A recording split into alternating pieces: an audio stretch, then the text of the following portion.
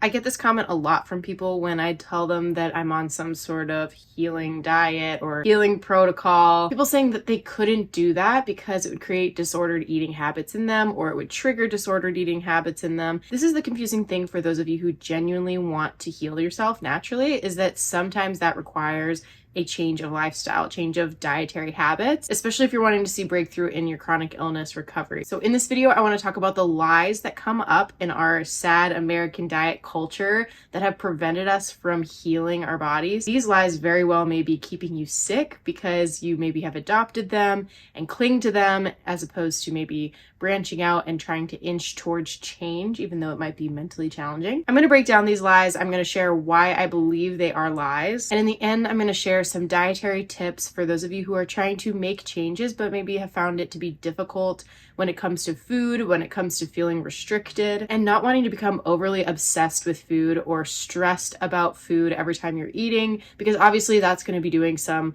strain to the nervous system, which is not ideal when you're trying to put your body into a state of healing. Hi, my name is Selena from Wholeness Campaign. I make videos on gut health, detoxification, and non-toxic living for those of you who are trying to heal from chronic illness naturally. So if that sounds like you, hit that subscribe button. I make new videos here every single week. So what do I mean by disordered eating habits? Most of the time when people bring this up, they're talking about eating disorders that would actually incite an eating disorder to potentially change their diet in any way, or feel like they need to eat in a way that they don't want to be eating. People often refer to this like disordered eating as just obsessing over food, feeling just fearful about food in general, having a lot of nervous system dysregulation around food, so it just brings up a lot of stress. Your body kind of tenses up. Maybe you notice signs of dysregulation in your body when you're talking about food, even when you think about the idea of changing your diet. And like I said, eating disorder-like tendencies are really common in today's culture. I'm actually not going to be going into exactly what eating disorders are and how to heal from them. I feel like that's a whole different topic for another video, and if that's something that you'd be interested in hearing about, leave a comment below because I would be happy to talk about that. But this video is really going to center on these myths that I feel like have come up in our culture, these things that are, broadcasted of telling people that they really don't have to change their diet and their lifestyle, and if in fact they did, they would be harming themselves. And this can get really tricky when it comes to healing and trying to be sensitive to the stress levels. So let's jump into lies that the sad American diet culture, or just our general culture at large, believes in and kind of promotes. So the first one that I have here is just like something that I get told a lot of the times, is to not be so restrictive. And the funny thing about this comment is that I actually don't feel restricted at all in the way that I'm eating. I feel very liberated by the way that I'm eating. I feel like I'm eating like a queen. I eat the highest quality, best food out there in the world. Honestly, there's literally nothing like having like 100% grass-fed meat, fruit that is ripe and local, vegetables that are not polluted. I mean, come on. In my mind, the processed junk at the store that barely keeps you satiated isn't really desirable to me anymore. And so I find this comment funny. Don't be so restrictive. Let yourself be free. That's not something a lot of people will say to me. Or like, don't be so hard on yourself. You could just eat once in a while, have a treat. And the interesting thing about these comments is it's really coming from this standard American diet complex or Western diet complex that thinks that their way of eating is actually better, tastier, easier than healthy whole foods that are prepared properly, like our ancestors, and are healing our bodies. Like that type of food is somehow like less than or too much for people to take in. It's almost like the subliminal idea here is that this habit change would be way too much for anybody, that you wouldn't want to put that pressure on to anybody. Another thing I hear often is this idea of everything in moderation, and this one is just hilarious to me because I think at one point it worked. I think it worked at one point to have everything in moderation. I think people once upon a time ago were able to eat like inorganic things and it wouldn't have made that big of a difference. Maybe they were able to eat some processed food and it wouldn't have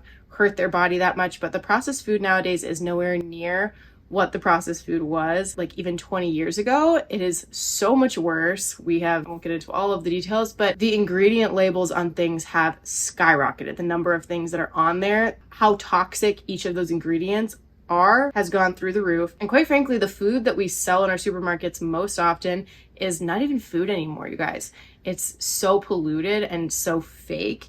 so undigestible, so unrecognizable to the body, that when you say everything in moderation, it's like, what is everything? Like, yes, I could say everything in moderation, like dairy and high quality fermented foods and grains and organic meat from a wide variety of animals. Like, that's what I could say when I'm saying like everything in moderation. But I think most of the time people are thinking like, you could go and binge at McDonald's every once in a while, it's not going to hurt you. And actually statistics are showing that like it actually does hurt you. This idea, I think that indulgence has become this level of self-harm, or they've kind of been confused amongst each other. Like, to indulge yourself is actually kind of to hurt yourself in a way, and if you just do it every so often, it's not a big deal. I mean, if you look at it like that, it really doesn't make that much sense. And so anyway, like, I'm not saying that you need to be perfectly strict on this diet and that the transition period has to be like 0 to 100 perfect. What I am saying is that it makes a difference what you're actually comparing your life to, if it's the standard of today versus the standard of 20 years ago. And I would rather back then, when it was a lot healthier, people were not as sick. So I do think a lot of these lies come from veganism culture, unfortunately, that just promotes eating less, eating only vegetables. And the interesting thing about veganism, and people like out it like it's the best thing in the world, is that you're actually not nourishing yourself. Like, plant foods in general do not nourish your body in the same way that animal foods do. Dr. Natasha says that animal foods are nourishing and plant foods are detoxing. And so people, our broad culture pushing this agenda of veganism, saying that plant foods are like all you should be eating, is actually more of a form of starvation to the body than eating well-rounded but high quality foods. And so you have to like do the difference between high quality and low quality, instead of picking certain things that are natural to prefer than other things that are natural. I think that's actually where it gets more sticky in your mind than just saying, I could have all things, but they're prepared properly, or I'm going to heal myself so that I can have all things so that they're prepared properly. I actually saw a segment on Good Morning America where they were recommending that they let kids choose what they eat, because it leads to them having this intuitive sense of what they would like and what they don't like, and that they could start to eat intuitively. And I think that has gone so off the rails, you guys, because the truth is that when you eat intuitively, if you don't have a grid for what your body should be craving, then you end up feeding pathogenic overgrowth. And I talk about this a lot in other videos. I will have maybe a series of them linked in the description box below.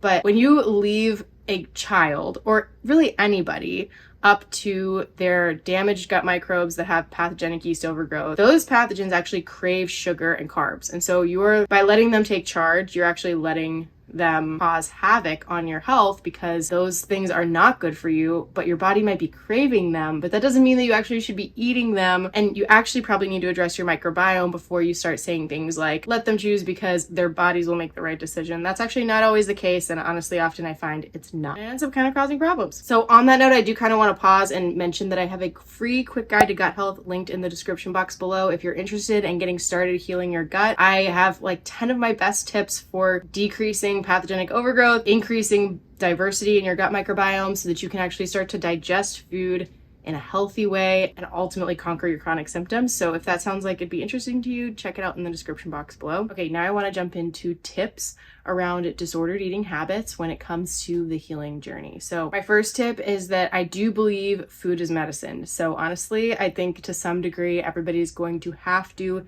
adjust their food intake. You can't just do this on supplements alone. So this healing journey is going to require that you adjust some of the things that you're consuming. That being said, that doesn't mean that you're going to be living in really strict rigidity and perfectionism.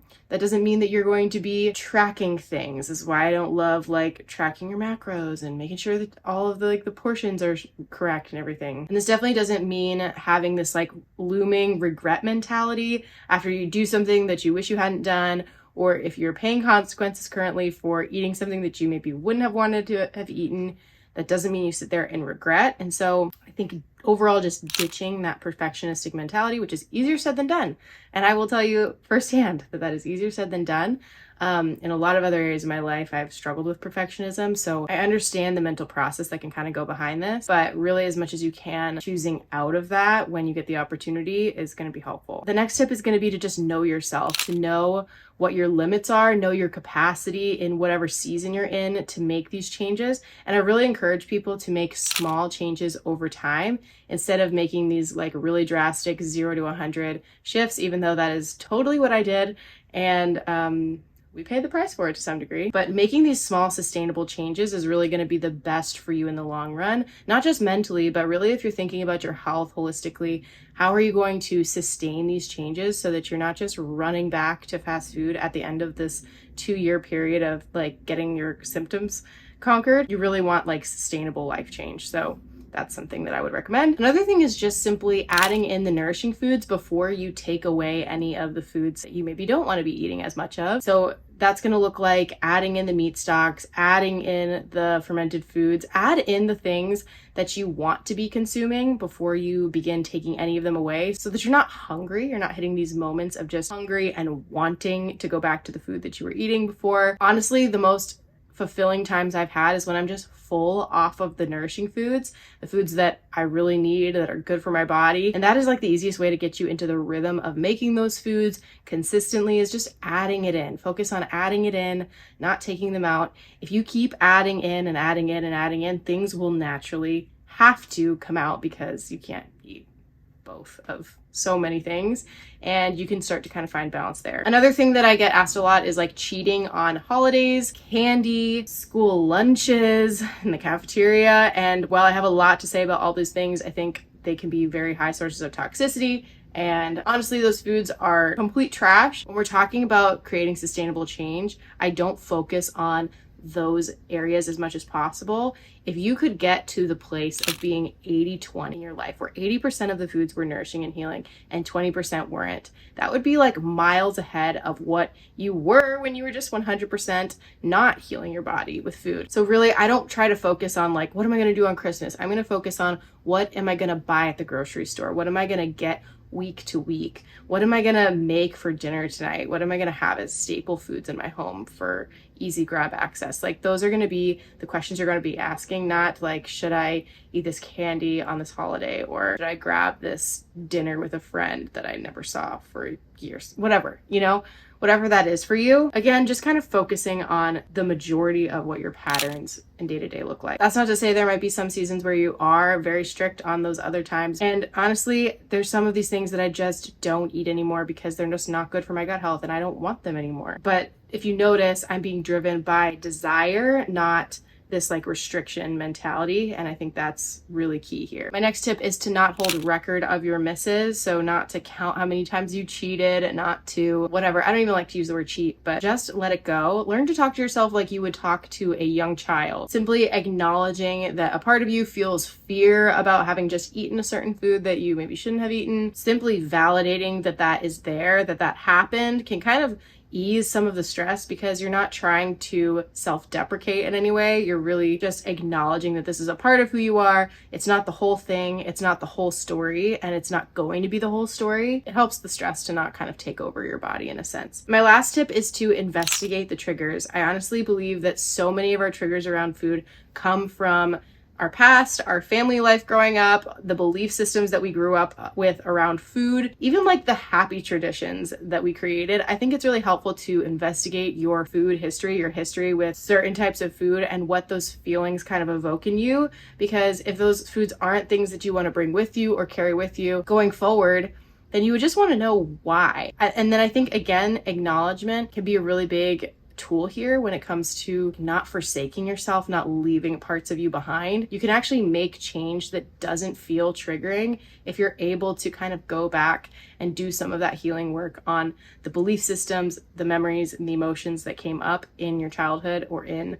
another time of your life that was super significant. This will help the whole process to become less and less emotionally charged. And I think that's key here, is simply taking the time to acknowledge your emotions sometimes helps them to subside in the day-to-day decision making that maybe has been stressing you out. Okay, I do want to plug my one-to-one coaching. I have opened up coaching for those of you who are interested in taking a deep dive with me personally on gut health and healing your chronic symptoms naturally. If you're wanting an extra set of eyes on your healing journey or just some advice and kind of direction forward, my goal is always to make a mentally manageable path forward for you. So if that's something that would be interesting to you or helpful to you, my link is in the description box below for you to schedule via Calendly. I would love to meet with you. And if you got any value out of this video, please like the video and subscribe to my channel. My goal is to take you from confusion and overwhelm to clarity and peace in your healing journey so that you can heal your gut and conquer your chronic symptoms naturally. So if that sounds like you, we would love to have you in this YouTube community. Thank you so much for watching.